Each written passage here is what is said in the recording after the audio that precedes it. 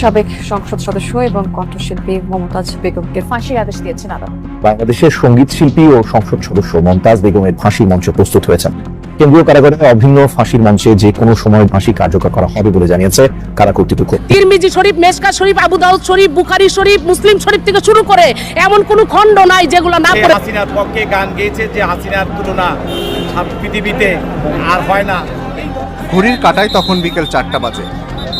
কড়া পুলিশ প্রহরায় ঢাকার chief metropolitan magistrate আদালতের 7তলা থেকে লিফটে করে মমতাজকে নিচতলায় আনা হয়। টাকার পাহাড়ে বসে থাকা এক সময়ের ক্ষমতাধর মানুষের দম্ভ আর অহংকার কিভাবে মুহূর্তের মধ্যে ধুলোয় মিশে যায় তার সবচেয়ে বড় এবং জ্বলন্ত উদাহরণ আজ আপনাদের সামনে। স্ক্রিনে আজ আপনারা যে তথ্যগুলো দেখতে যাচ্ছেন তা হয়তো আপনার বিশ্বাসের সব সীমা ছাড়িয়ে যাবে। প্রিয় দর্শক, ইতিমধ্যে আপনারা ভিডিওর গুরুত্বপূর্ণ অংশবিশেষ দেখে ফেলেছেন। আরো কিছু গুরুত্বপূর্ণ তথ্য আমাদের হাতে রয়েছে, সেগুলো তুলে ধরার চেষ্টা করব। তার আগে অনুরোধ করব, যারা এখন পর্যন্ত ভিডিওটিতে একটি লাইক দেননি, অতি দ্রুত ভিডিওটিতে একটি লাইক দিয়ে চ্যানেলটি সাবস্ক্রাইব করবেন। কথা বাড়াবো না, চলুন আগে আমরা সরাসরি ভিডিওটি দেখে আসি। টাকার পাহাড়ে বসে থাকা এক সময়ের ক্ষমতাধর মানুষের দম্ভ আর অহংকার কিভাবে মুহূর্তের মধ্যে ধুলোয় মিশে যায় তার সবচেয়ে বড় এবং জ্বলন্ত উদাহরণ আজ আপনাদের সামনে। স্ক্রিনে আজ আপনারা যে তথ্যগুলো দেখতে যাচ্ছেন তা হয়তো আপনার বিশ্বাসের সব সীমা ছাড়িয়ে যাবে। একসময় যিনি গ্রামগঞ্জের মঞ্চে অশ্লীল পালাগান গেয়ে বেড়াতেন, তিনি কিভাবে সাধারণ এক শিল্পী থেকে মানিকগঞ্জে গড়ে তুলেছিলেন দুর্নীতির এক বিশাল এবং দুর্ভেদ্য সিংহাসন। সাধারণ মানুষের রক্ত চুষে লুটপাটের মহোৎসব চালিয়ে যিনি নিজেকে ধরাছোঁয়ার বাইরে ভাবতেন, আজ সেই সাবেক এমপি মমতাজ বেগমের রিমান্ডে বেরিয়ে আসছে শিউরে ওঠার মতো ভয়ঙ্কর সব অপকর্মের খতিয়ান। শুধু দেশেই নয়, ভারতে মমতাজের নামে গ্রেফতারি পরোয়ানা এবং ভুয়া ডক্টরেট ডিগ্রির জালিয়াতি এখন টক অফ দ্য কান্ট্রি। যে দাপুটে কণ্ঠ একসময় সংসদে দাঁড়িয়ে ক্ষমতার অহংকারে কাঁপন ধরাতো, আজ রিমান্ডের জিজ্ঞাসাবাদের টেবিলে সেই কণ্ঠই ভয়ে কাঁপছে। আমাদের আজকের এই এক্সক্লুসিভ এবং রুদ্ধশ্বাস অনুসন্ধানে আমরা তুলে ধরতে যাচ্ছি মমতাজ বেগমের অন্ধকার উত্থান, অবিশ্বাস্য সব কুকীর্তি এবং নাটকীয় পতনের আসল কাহিনী। ভিডিওটি 1 সেকেন্ডও স্কিপ না করে শেষ পর্যন্ত দেখুন, কারণ আজকের প্রতিটি তথ্য আক্ষরিক অর্থেই আপনার রক্ত গরম করে তুলবে। প্রশ্ন হচ্ছে, এই রাজকীয় পতনের শুরুটা ঠিক কোথা থেকে? চলুন ইতিহাসের একটু পেছনে ফেরা যাক। মমতাজ বেগমের ক্যারিয়ারের যাত্রা শুরু হয়েছিল বাউল ও পালাগানের দলের মাধ্যমে, কিন্তু খুব দ্রুতই তিনি পরিচিতি পান অশ্লীল ও যৌন ইঙ্গিতপূর্ণ গান পরিবেশনের জন্য। বিভিন্ন ভিডিও ক্লিপ এবং এলাকার প্রবীণ মানুষদের ভাষ্যমতে তার পালাগানের অনুষ্ঠানগুলোতে উঠতি বয়সী তরুণদের মাত্রাতিরিক্ত ভিড় থাকত।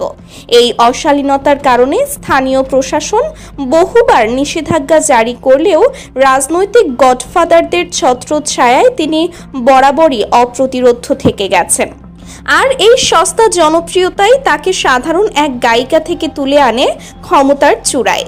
মঞ্চের এই পরিচিতিকে কাজে লাগিয়ে স্থানীয় এক প্রভাবশালী নেতার ঘনিষ্ঠ হন মমতাজ, আর সেখান থেকেই রাজনীতির ময়দানে তার রাজকীয় প্রবেশ। নারী আসনের এমপি হিসেবে সংসদে পা রাখার পর তিনি আর পেছনে ফিরে তাকাননি। প্রাথমিকভাবে এলাকায় নারী উন্নয়ন ও দুস্থদের সাহায্যের মুখোশ পড়লেও এর আড়ালে তিনি গড়ে তোলেন এক ভয়ঙ্কর দুর্নীতির জাল। আমাদের অনুসন্ধানে বেরিয়ে এসেছে এমন কিছু বিস্ফোরক তথ্য যা শুনলে যে কারো শরীর হিম হয়ে যাবে। অভিযোগ রয়েছে, ক্যারিয়ারের শুরুর দিকে এই মমতাজ মাত্র 300 টাকায় একাধিক পুরুষের সাথে অনৈতিক সার্ভিস দিতেন। তিনবার নিজের স্বামীর নাম পরিবর্তন এবং নান্টু ঘটকের মাধ্যমে 17 বার বিয়ের পিড়িতে বসা এই মমতাজই পরবর্তীতে জাতীয় সংসদে দাঁড়িয়ে মানুষকে ইসলাম ধর্মের মনগড়া ব্যাখ্যা শেখাতেন। তার এসব হাস্যকর বক্তব্য শুনে সারা দেশ হাসলেও ক্ষমতার জোরে তিনি ঠিকই নিজের আখের গুছিয়ে নিচ্ছিলেন। ক্ষমতার লোভ মানুষকে কতটা অন্ধ আর বেপরোয়া করতে পারে তার সবচেয়ে বড় উদাহরণ ছিল শেখ হাসিনার শাসন আমল। আর সেই আমলের অন্যতম রত্ন ছিলেন মমতাজ। সংসদে দাঁড়িয়ে গান গাওয়া, কোরআনের মন গড়া ব্যাখ্যা দেওয়া এবং শীর্ষ নেত্রীর মন জয় করতে তোষামতের চরম সীমায় পৌঁছানোই ছিল তার প্রধান কাজ। কখনো জিয়াউর রহমানের শাহাদাত নিয়ে মন গড়া ব্যাখ্যা, আবার কখনো ফেরি করে বিদ্যুৎ বিক্রির আজব বক্তব্য দিয়ে তিনি সব সময় নিজেকে লাইমলাইটে রাখতেন।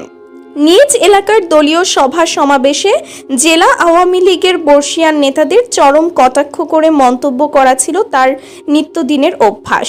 কিন্তু তার এই ভাড়ামি শুধু মুখের কথাই সীমাবদ্ধ ছিল না। তদন্তের প্রমাণসহ উঠে এসেছে তার মেগা দুর্নীতির খতিয়ান। রকমারি প্রকল্প বরাদ্দের টাকা হাতিয়ে নেওয়াই ছিল তার প্রধান টার্গেট। শিক্ষা প্রকল্পে বিল্ডিং নির্মাণ, টয়লেট সংস্কার থেকে শুরু করে স্বাস্থ্যসেবায় ওষুধ কেনা, সব জায়গায় ভুয়া বিল, ভুয়া ঠিকাদার আর নিজের আত্মীয়দের নাম ব্যবহার করে কোটি কোটি টাকা আত্মসাৎ করেছেন তিনি। অবাক করা তথ্য হলো, একটি টেন্ডার প্রক্রিয়ায় দেখা যায় 1 কোটি টাকার প্রকল্পের 1 টাকার কাজও হয়নি, অথচ বিল তুলে নেওয়া হয়েছে 98 লাখ টাকা। দুদকের প্রাথমিক তদন্তে উঠে এসেছে ঢাকার ধানমন্ডি ও উত্তরায় মমতাজের রয়েছে 3টি বিলাসবহুল ফ্ল্যাট, যার কোনো বৈধ ট্যাক্স ডকুমেন্ট নেই। শুধু দেশেই নয়, দুবাই ও মালয়েশিয়াতেও তার নামে রয়েছে বেনামি অ্যাপার্টমেন্ট। তার একটি বিদেশি অ্যাকাউন্টে গত 5 বছরে লেনদেন হয়েছে 17 কোটি টাকা, অথচ আয়কর ফাইলে তার বাৎসরিক আয় দেখানো হয়েছে মাত্র 7 লাখ টাকা। দুর্নীতি শুধু টাকার মধ্যেই সীমাবদ্ধ ছিল না, ক্ষমতার দাপটে তিনি সাধারণ মানুষের জীবনকে নরকে পরিণত করেছিলেন। নিজের দলের কর্মীদের ওপর ক্ষমতা খাটিয়ে অপমান, নারী কর্মীদের হেনস্থা এবং চাঁদা না দিলে মিথ্যা মামলা দেওয়া ছিল তার প্রতিদিনের রুটিন। এমনকি স্থানীয় 2 সাংবাদিক তার দুর্নীতির খবর প্রকাশ করায় এক রাতে তাদেরকে থানায় তুলে এনে নির্মমভাবে মারধর করার ভয়ঙ্কর অভিযোগও রয়েছে তার বিরুদ্ধে। চাকরি দেওয়ার নামে এনজিওর আড়ালে চলেছিল তার বিশাল ঘুষের বাণিজ্য এবং অর্থ পাচার। দরিদ্র মানুষের চিকিৎসা নিয়ে তিনি কিভাবে ছিনিমিনি খেলেছেন শুনলে শিউরে উঠবেন। 2019 সালে মমতাজ বেগম তার নির্বাচনী এলাকা মানিকগঞ্জে বিনামূল্যে স্বাস্থ্যসেবা ও ওষুধ বিতরণ কার্যক্রম শুরু করেন। পরে তদন্তে বেরিয়ে আসে তার বিতরণকৃত ওষুধগুলো ছিল অত্যন্ত নিম্নমানের, সরকারি অনুমোদনবিহীন এবং মেয়াদোত্তীর্ণ।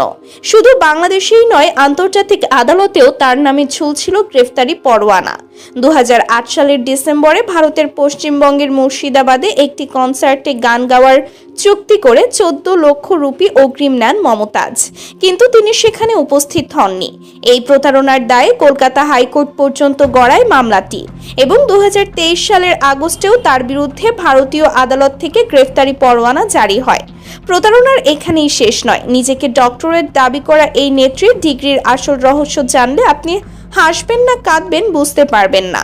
2021 সালে ভারতের তামিলনাড়ুর গ্লোবাল হিউম্যান পিস ইউনিভার্সিটি থেকে তিনি সম্মানসূচক ডক্টরেট ডিগ্রি লাভ করেন, কিন্তু অনুসন্ধানে জানা যায় ভারতে এই নামে কোনো অনুমোদিত বিশ্ববিদ্যালয়ই নেই।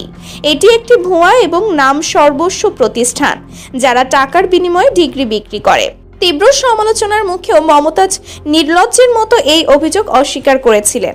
পাপের ঘোড়া যখন পূর্ণ হয় তখন পালানোর আর কোনো পথ থাকে না।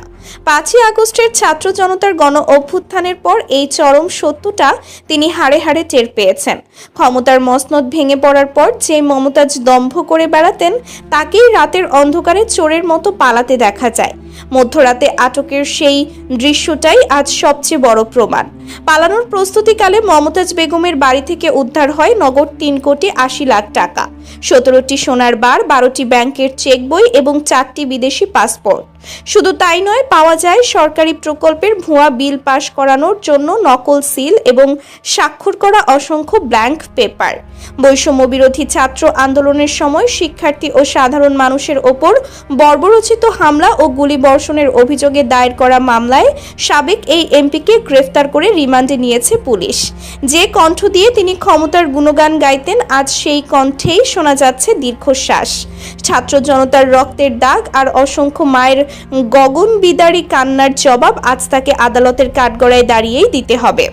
দর্শক, ক্ষমতার সিংহাসনে বসে নিজেকে ধরাছোঁয়ার বাইরে ভাবা এক সময়ের দাপুটে এমপি আর গায়িকা মমতাজের এই করুণ পরিণতি প্রমাণ করে যে অন্যায় করে কেউ চিরকাল পার পায় না। এই পুরো ঘটনাটিকে আপনি কিভাবে দেখছেন? ক্ষমতার এমন জঘন্য অপব্যবহার, সীমাহীন দুর্নীতি এবং ছাত্র হত্যার নির্দেশদাতার কি দৃষ্টান্তমূলক সর্বোচ্চ শাস্তি হওয়া উচিত বলে আপনি মনে করেন? আপনার মূল্যবান এবং সুচিন্তিত মতামত অবশ্যই আমাদের কমেন্ট বক্সে লিখে জানান। ভিডিওটি ভালো লাগলে লাইক দিন এবং সত্যকে সবার সামনে তুলে ধরতে প্রচুর